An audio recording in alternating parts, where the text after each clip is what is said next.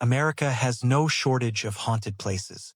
Old hotels with creaking hallways, abandoned hospitals with shattered windows, ghost towns swallowed by dust. But there is one house in California that feels different. Not because it is older or darker or more isolated, but because it was never meant to be normal in the first place. It was designed to confuse you, to trap you, to make you question your own sense of direction, your own sense of safety, and eventually your own sense of reality. In San Jose, in the middle of a modern city, there stands a mansion that looks like it was built by someone who was running from something they could never escape. A house with staircases that climb into ceilings, doors that open into walls, windows that look into other rooms, hallways that lead nowhere, hidden passages, dead ends, secret rooms, and corridors that fold back into themselves like a maze designed for a mind that couldn't stop spiraling. This is the Winchester Mystery House, and the story behind it is not a simple ghost story. It is a story about wealth so massive it became a prison. A story about grief so powerful it rewired a human life into a ritual of construction. A story about a woman who inherited one of the deadliest fortunes in American history, and then spent the rest of her life trying to outrun the consequences of that fortune with hammering, sawing, and endless building. Not for beauty, not for comfort, but for survival. Because the Winchester name did not come from oil or railroads or banking. Came from something far more brutal: firearms. The Winchester rifle became one of the most iconic weapons ever made. It was marketed as the gun that won the West. And that phrase sounds heroic when spoken in old commercials and museum exhibits. But underneath it is a mountain of blood. The West was not won with paper contracts and polite negotiations. It was taken with violence, with displacement, with war. And the Winchester rifle became a symbol of that era, a symbol of how quickly industrial America could turn metal into death. For decades, the Winchester fortune grew with every weapon sold.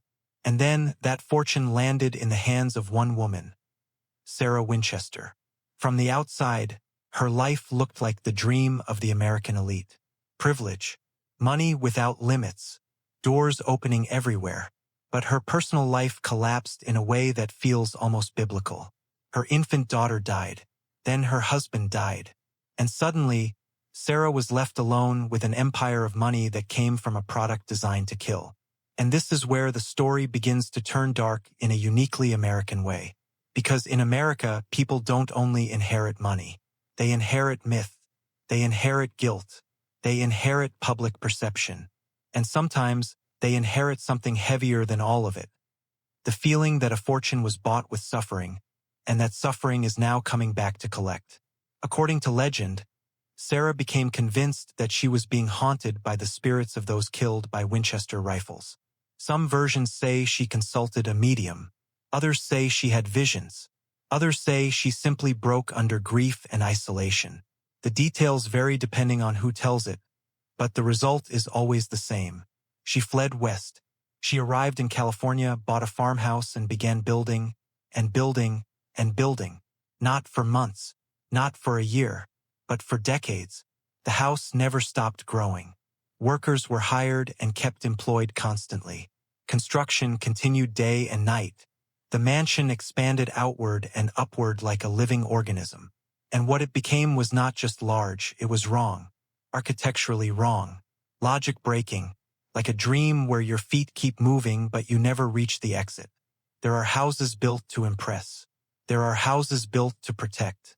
And then there are houses like this built to distract, built to confuse, built to make something invisible lose track of you.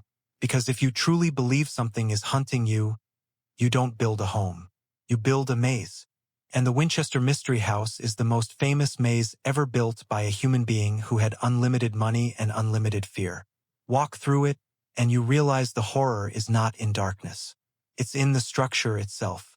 A staircase with tiny steps designed to slow your movement. A door that opens into a drop.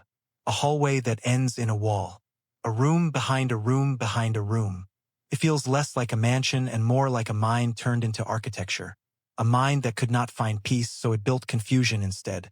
And the most unsettling part is this. Sarah wasn't poor. She wasn't trapped by circumstances.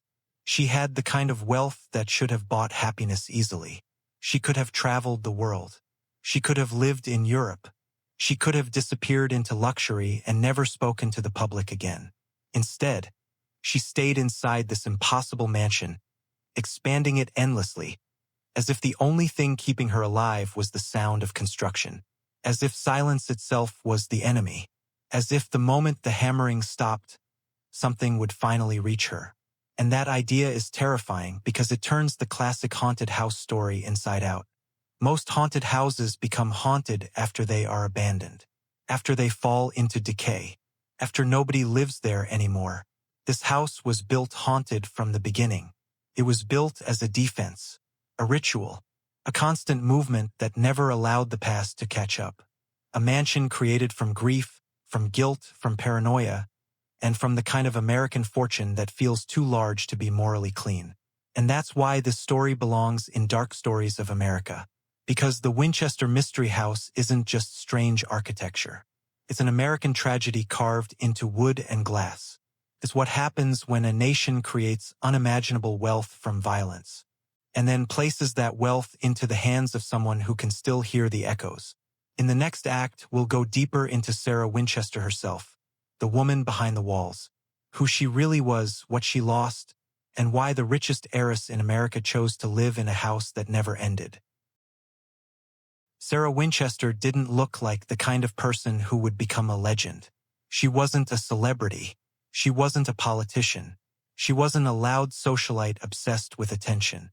In most photographs, she appears small, restrained, almost fragile. An aristocratic figure of the late 1800s, dressed in dark fabrics, her face controlled and unreadable. And that's part of what makes her story so unsettling. Because the most terrifying transformations don't always happen to the dramatic. Sometimes they happen to the quiet ones. The ones who carry their pain inward until it becomes a world. Sarah Lockwood Pardee was born into privilege and intelligence. She was highly educated for a woman of her era, trained in music and languages, raised with the kind of refinement expected from upper-class families. People described her as brilliant, charming, poised, the type of woman who could have lived a graceful life in the polished circles of East Coast wealth without ever becoming a rumor. Then she married William Wirt Winchester, and with that marriage, she stepped into an empire made of steel, gunpowder, and profit. The Winchester Repeating Arms Company had already become a machine that turned conflict into cash. It didn't matter what America called its wars. Expansion, settlement, defense, conquest. The rifle sold the same way, and it sold endlessly. For a while, Sarah's life seemed built for stability. She had money, security, powerful family name. But then tragedy arrived with a speed that feels cruel even by today's standards. Her baby daughter, Annie, died as an infant, not years later, not as a teenager, as a baby. And when a child dies that young, the grief is different. It's not only grief for the person, it's grief for the entire future that evaporates instantly. Every birthday that will never happen. Every laugh that will never exist. Every version of life you imagined erased. Then, not long after, her husband died as well. 2 deaths, one after another. A child first, then the man she married. The family she built destroyed before it could truly begin. And Sarah Winchester was left alone in a world where the richest people on earth rarely had to feel alone. That is when the story becomes dark. Because grief does something dangerous when it has nowhere to go. For many people, grief is interrupted by survival. Bills, work, responsibilities, poverty. Life forces you back into motion. But Sarah Winchester had something most grieving people never have: total freedom. Endless money, endless time, and no external pressure strong enough to force her into a normal rhythm again. She could stay in the grief as long as she wanted. And she did. After her husband's death, Sarah inherited a fortune that was almost impossible to comprehend. Not just cash, but ownership and control. She received shares in the company and an income stream that poured in relentlessly. Depending on the story, people estimate she earned thousands of dollars a day in an era when workers earned barely enough to survive. She was rich enough to disappear into luxury forever. But wealth does not protect you from grief. Sometimes it amplifies it. Because when you are wealthy, no one challenges your thoughts. No one tells you to calm down. No one forces you into reality. Your world becomes a sealed room, and inside that sealed room, any idea, no matter how irrational, can grow into a truth. This is where the legend begins. The medium. According to the most famous version, Sarah sought spiritual guidance. She visited a medium who told her something that sounded like a curse. The deaths in her family were not random. They were connected to the Winchester rifles. The spirits of those killed by the weapons were coming for her. They were angry, they were countless, and they would never stop. The only way to survive, the medium allegedly warned, was to move west to California and build a house for the spirits. A house that never stopped changing. A house that never finished. Because the moment construction ended, Sarah's life would end too. Now, historians argue about the accuracy of this. Some say the medium story was exaggerated or invented later, a perfect marketing myth for a strange house. Others believe Sarah did have spiritualist beliefs, which were common at the time, especially among wealthy families grieving losses. Spiritualism was an entire culture in the late 19th century. Seances, mediums, attempts to speak to the dead. People wanted proof that death wasn't final, that tragedy had meaning, that love could cross the grave. And Sarah had every reason to want that proof. But whether the medium story is literal truth or not, something is undeniable. Sarah changed. She left the East Coast. She left the world that knew her before the deaths. She abandoned familiarity, and she bought a property in San Jose that would become the center of her life and her myth. First, it was just a farmhouse. Then the building started, and it did not stop. Imagine what it means to live like that, to wake up every day to the sound of nails being driven into wood, to fall asleep to distant saws cutting through the night, to exist in a permanent state of construction, a permanent state of disorder. Most people couldn't tolerate it for a week, but Sarah lived inside it for decades. That detail alone tells you something psychological is happening. Either she believed the construction protected her, or the noise protected her, because silence would force her to hear herself. Silence would force her to remember. Silence would bring the dead back into the room. So instead of silence, she built a storm. The mansion grew into something enormous and chaotic. Rooms were added, then altered. Staircases were built, then rebuilt. Some hallways led nowhere because the plan changed halfway through. Doors were placed in bizarre positions because the structure was constantly evolving. Parts of the house were intentionally confusing, as if the entire design existed to break navigation itself. And this is where the story becomes uniquely horrifying, because the house is not just architecture. It is a map of Sarah Winchester's mind. You can feel the obsession in the details. Tiny stair steps, possibly built for her health and comfort, but also creating a slow, careful movement through space, like someone who feared running, like someone who feared sudden motion, like someone who lived constantly braced for the next shock. You can feel the paranoia in the layout, secret passages, multiple routes between rooms, hallways that turn unexpectedly, like she wanted to move through her own home unseen, like she wanted to vanish inside her own walls. And you can feel the ritual in the repetition, constant building, constant change, constant rearrangement, because rituals are what humans create when reality becomes unbearable. A ritual gives you the illusion of control, tells you, if I do this one thing, if I repeat it perfectly, then the horror won't return. For Sarah, the ritual was construction. The workers were her priests.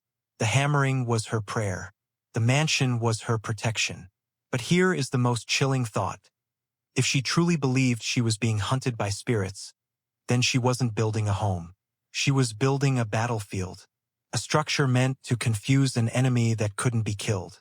And that kind of life, constant defense, constant fear, constant motion, doesn't look like insanity from the inside. From the inside, it looks like survival, like doing what you have to do to last another day. Sarah Winchester's story is tragic because it shows what happens when grief meets endless resources. Most people don't have the ability to build their trauma into a physical shape. Sarah did. She had the money to turn fear into wood, nails, glass, and staircases. She had the freedom to build her own prison and call it protection. And while the world outside moved on, new technologies, new wars, new generations, Sarah stayed inside her evolving labyrinth, like a queen ruling over a kingdom of unfinished rooms. In the next act, we step inside the house itself. Not as tourists, but as investigators. We follow the design, the dead ends, the strange features, and the unsettling logic of a mansion built not for comfort, but for escape. Because when you truly walk through the Winchester Mystery House, one thought becomes impossible to ignore. This place was built by someone who never felt safe again. A maze confuses pursuit. A maze creates multiple escape routes. A maze turns a single home into territory where the owner has the advantage, because the owner knows the paths. If Sarah Winchester truly believed something unseen was moving through her world, then she didn't need locks. She needed uncertainty. She needed the enemy to lose track of her. And that's what this house does. It makes everyone lose track. The mansion is full of hidden passages and secret doors, some small enough to slip through, some disguised behind panels. The servant corridors aren't just functional. They feel like covert routes, private ways to move without being seen. You start to understand that this wasn't built only for guests. It was built for a woman who wanted to disappear inside her own life. There are rooms within rooms, like layers of privacy. The deeper you go, the more it feels like the mansion is constantly trying to hide something. Sometimes you'll enter a bright hallway and feel normal, and then suddenly you take a wrong turn and step into a narrow corridor where the light dies. The contrast is violent. It's as if the mansion is intentionally pulling your emotions up and down, switching between comfort and threat. And maybe it was, because fear is not constant. Fear comes in waves. Fear is a rhythm. And the Winchester house feels like it was designed with that rhythm in mind. Moments of false safety, followed by sudden confusion. Moments of calm, followed by dead ends. Every time your body relaxes, the building reminds you that you can't trust it. One of the most infamous features is the so-called door to nowhere.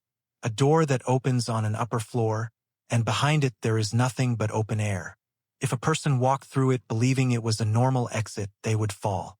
And what makes it horrifying isn't just the danger. It's the symbolism. A door is supposed to lead somewhere. A door represents possibility, escape, entry, control. This door is betrayal. And in a story about paranoia, betrayal is the central emotion. The belief that the world is full of traps, that safety is an illusion, that even a door can kill you. The house is also filled with moments that feel like secret language. Numbers appear repeatedly, especially the number 13. 13 windows in a room, 13 steps in a staircase, 13 holes in a drain. Whether this was intentional or later exaggerated by tour guides, it doesn't matter, because repetition creates myth, and myth creates power. The number becomes a symbol of ritual, as if Sarah was building with superstition as a blueprint. Superstition is what happens when logic fails you. When reality becomes unbearable, you stop trusting reason, because reason couldn't save you from tragedy. Sarah lost her child. Sarah lost her husband. Reason didn't prevent it. Money didn't prevent it. Medicine didn't prevent it. If rationality collapses, you reach for something else. For Sarah, that something else may have been spiritualism, or ritual, or architecture. But the house itself becomes the proof that she needed something beyond normal explanation to survive. And the deeper you go, the more you realize how much of this mansion is built around separation. The public-facing rooms, grand halls, ornate spaces, make the house seem like a wealthy estate, but the private areas feel like hiding places, tight rooms, secret corners, strange routes that allow a person to retreat into the structure itself. That separation creates the sensation that there are multiple Winchester houses inside one Winchester house. One is a mansion for the living. The other is a labyrinth for the hunted. And then there is the earthquake.in 1906, the San Francisco earthquake struck, one of the most destructive natural disasters in American history. And it damaged the Winchester Mystery House severely. Entire sections collapsed. Towers fell. Rooms were destroyed. The house, already chaotic, became even more wounded and fragmented. What happened next is one of the most important moments in the entire story. Instead of restoring everything the way it was, Sarah sealed off damaged parts of the mansion. She closed rooms permanently. She blocked hallways. She left areas inaccessible. The house became a maze with missing pieces, like a mind that had suffered trauma and decided to lock certain memories away forever. That action is chilling because it mirrors human psychology. When people experience disaster, they often seal parts of themselves off. They avoid certain thoughts, avoid certain rooms in the mind. Sarah did that physically with walls and doors. She buried parts of her home the way people bury pain. And the result is what makes this mansion so terrifying today. It is not one complete design. It is a scarred design, a structure that survived a catastrophe and chose not to heal cleanly. Every scar in the house tells a story, not just of construction but of fear, not just of design but of coping, not just of wealth but of obsession. And then there are the claims, the stories that Sarah held seances, that she spoke to spirits late at night, that she consulted invisible voices for guidance, that she would sleep in a different room every night so whatever was hunting her could never find her, that she would confuse her own staff on purpose, giving inconsistent instructions, keeping the house unpredictable. Again, historians argue what is true and what was later added to the legend. But the frightening part is this: even if half of it is exaggeration, the house still makes it feel believable, because the architecture matches the myth. The maze supports the narrative. The mansion itself functions like evidence, like proof that something psychological or supernatural was happening here. That's why the Winchester Mystery House is so powerful. It's not a haunted house where you can say, "This is just a story." It's a haunted design, a building that reflects the shape of fear. You can leave the house, you can stand outside in the sunlight, you can hear cars passing and people laughing, and yet a part of you still feels off, like your brain is still trying to map the corridors, like you didn't fully escape. Because places like this don't just trap your body, they trap your imagination. In the next act, we confront the darkest question of all. Was Sarah Winchester truly building to hide from ghosts? Or was she building to hide from something inside herself? Because the difference between a haunting and a breakdown is sometimes invisible from the outside. But inside the Winchester Mystery House, that difference feels razor thin. At some point, every haunted story stops being about the building and becomes about the person inside it. Because the Winchester Mystery House is terrifying, yes, but it's terrifying in a way that always circles back to one question. What kind of life creates a place like this? What kind of days? What kind of nights? What kind of thoughts repeating over and over until they harden into wood and nails and staircases that go nowhere? If the house is a maze, then Sarah Winchester was the one living at the center of it. And the deeper you go into her story, the less it feels like a paranormal mystery and the more it feels like a psychological horror written in real time. Imagine waking up every morning inside a building that is never finished. The smell of fresh lumber mixed with old dust. The sound of hammers echoing down hallways. Workers always present, always moving, always reshaping the world around you. No matter where you go, something is being built, changed, torn down, remade. The walls are never permanent. The layout is never stable. Your environment refuses to settle. For most people, that would be torture. But for Sarah, it may have been the only thing that kept her alive. Because there is a cruel truth about grief. Grief wants stillness. It wants quiet. It wants you to stop and remember. And if you stop and remember for too long, you start drowning. The mind begins looping the same images. Your child's last breath, your husband's absence, the silence left behind. It becomes a spiral, and spirals don't end by themselves. You need something to interrupt them. Sarah's interruption was noise. Construction is a beautiful distraction because it is never philosophical. It is physical. It is present. It demands attention. It forces the brain to focus on practical decisions. Where should this wall go? How many steps? Which door? Which angle? Which room? And if you keep building long enough, the brain begins believing that the building itself is progress. That as long as the house is growing, you are not dying. But there is a darker possibility here, one that turns Sarah's life into tragedy instead of eccentricity. What if she wasn't building because she loved building? What if she was building because she was terrified of stopping? Because stopping would mean the dead catching up. And that fear could be interpreted in two ways. The supernatural version says she believed the spirits of the Winchester rifle victims were hunting her, that she needed to keep changing the house to confuse them, that construction was camouflage, a moving target, a maze that made her impossible to find. But there's another version that is just as horrifying, maybe more. What if the thing hunting her wasn't outside the house at all? What if the spirits were inside her mind? Sarah's fortune came from a weapon tied to violence on a national scale. It's not just war. It's colonization, conquest, blood on the foundation of America's expansion. Even if Sarah personally never pulled a trigger, she lived inside the benefits of that system. She lived off it. She inherited it. And after losing her daughter and husband, it's not impossible that she began searching for meaning. Humans do that when tragedy hits. They refuse randomness. They refuse it just happened. They want a reason, a cause, punishment. And if you want a reason badly enough, you will find one. The Winchester rifle was an easy target. It was famous. It was lethal. It had a reputation. It had mythology. If Sarah needed an explanation for why her life was collapsing, the idea of a curse fit too well. A fortune built on death returns death. A weapon that killed thousands demands payment.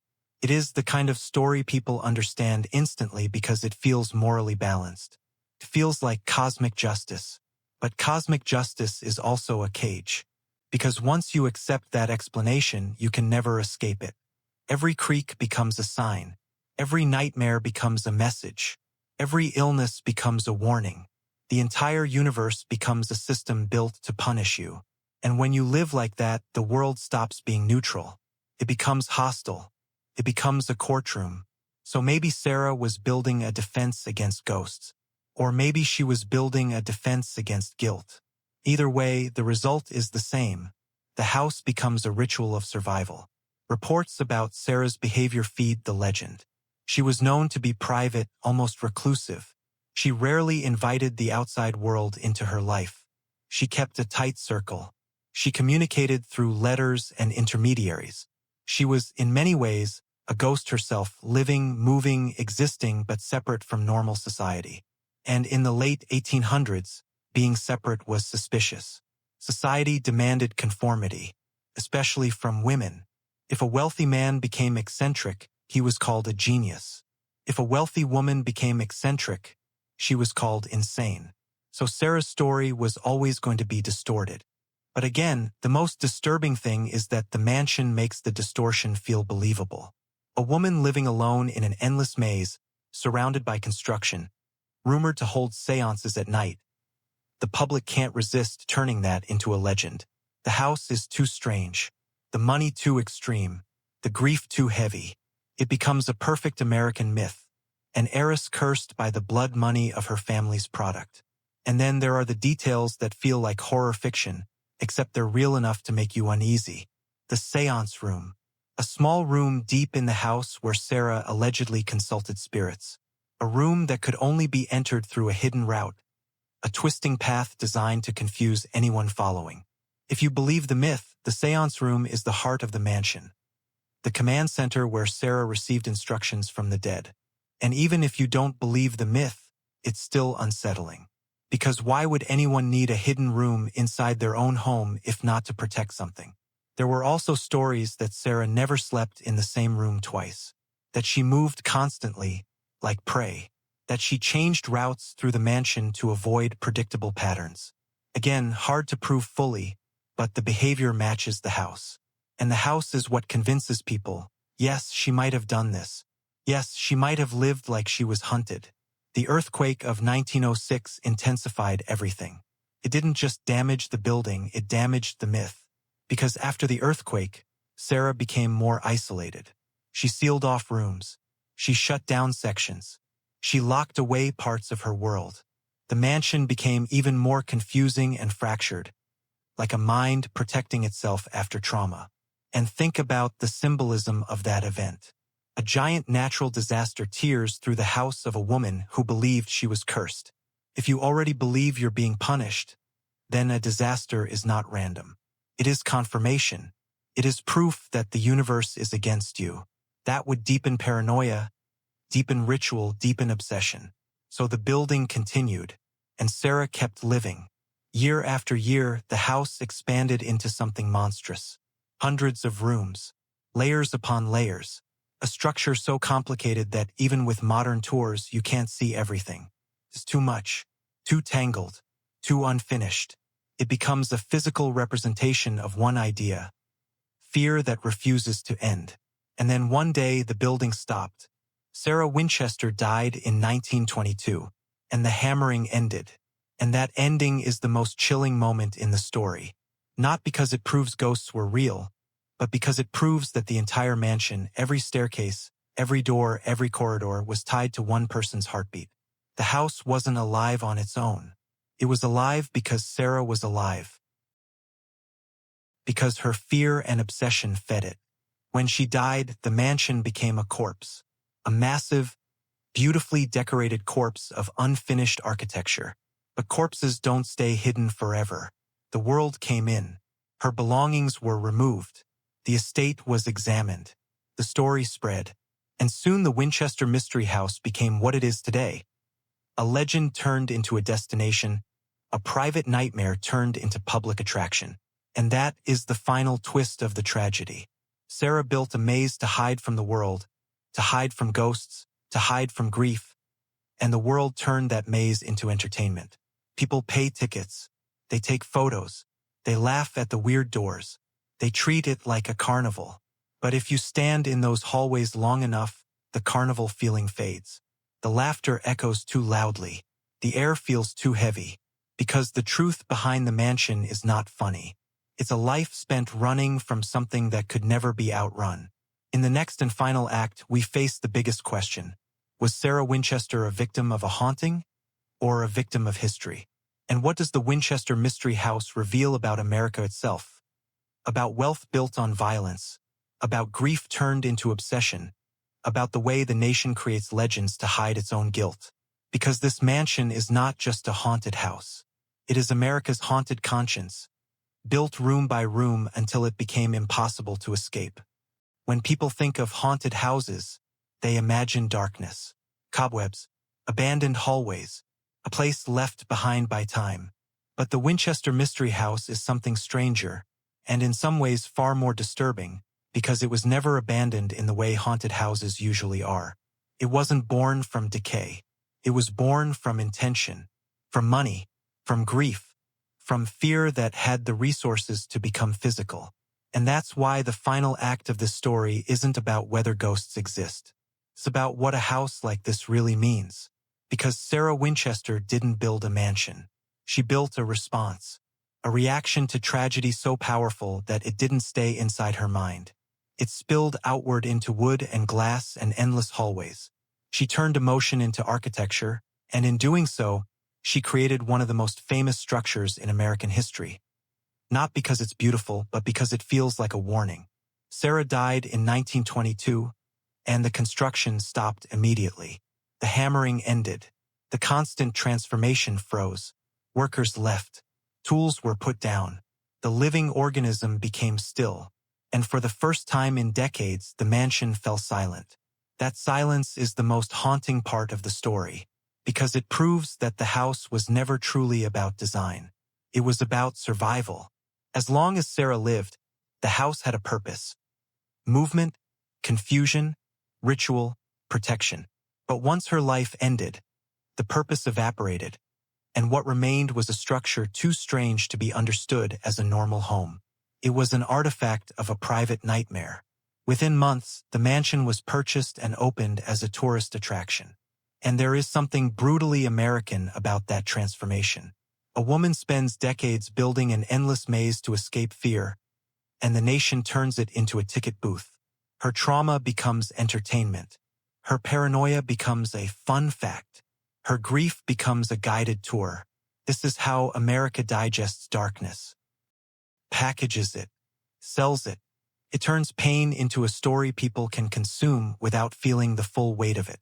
The Winchester Mystery House became an attraction because the story was irresistible. The cursed heiress, the endless construction, the ghosts of the gun's victims. This perfect folklore feels like justice, feels like punishment. It feels like a moral tale where wealth built on violence eventually collapses into madness. But the truth is more complicated, and that complexity is where the real horror lies. Sarah Winchester was not a villain. She did not invent the rifle. She did not create America's bloodshed. She inherited the result of a system already in motion. She became the endpoint of an empire she didn't build, and then she was forced to live with the echoes of what that empire represented. She lost her child. She lost her husband. She lived in an era where mental health was not understood, where women were expected to be silent and composed no matter what their lives did to them.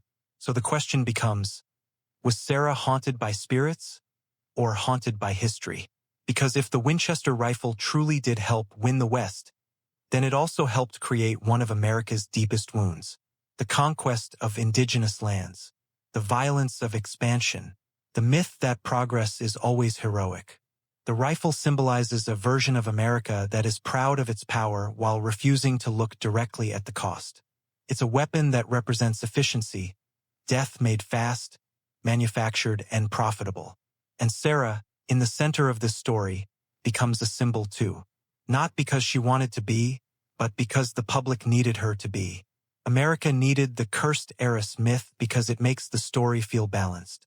It makes it feel like the universe punished someone for the violence, turns history into morality. But morality stories are comforting, and history is rarely comforting. The darker possibility is that Sarah Winchester's obsession was not supernatural punishment at all. It was human collapse under impossible pressure. The kind of collapse that happens when grief is unmanaged, when isolation becomes routine, when the mind begins searching for patterns because randomness feels unbearable. If she believed in spirits, that belief wasn't stupidity. It was desperation. It was the mind demanding meaning, the mind trying to negotiate with death, trying to bargain. If I build this, if I keep moving, if I never stop, then the pain won't win. And in that light, the Winchester Mystery House becomes less like a haunted mansion and more like a monument to the human refusal to accept loss. A structure built to delay the moment you have to face what cannot be fixed. That is the tragedy behind the doors to nowhere. A door to nowhere is not just architectural weirdness. It's a symbol of how grief works. It offers exits that aren't real. It offers solutions that don't lead anywhere. It offers movement without escape. You keep opening doors hoping one will lead you back to the world you lost. And every door opens into another dead end. The endless staircases are the same. A staircase that climbs and stops at a ceiling is a perfect metaphor. Effort without resolution. Progress that leads to nothing. A life spent building and building and building, only to hit the same wall every time. Sarah's mansion is full of these metaphors, whether she intended them or not. And that's why it stays in people's minds.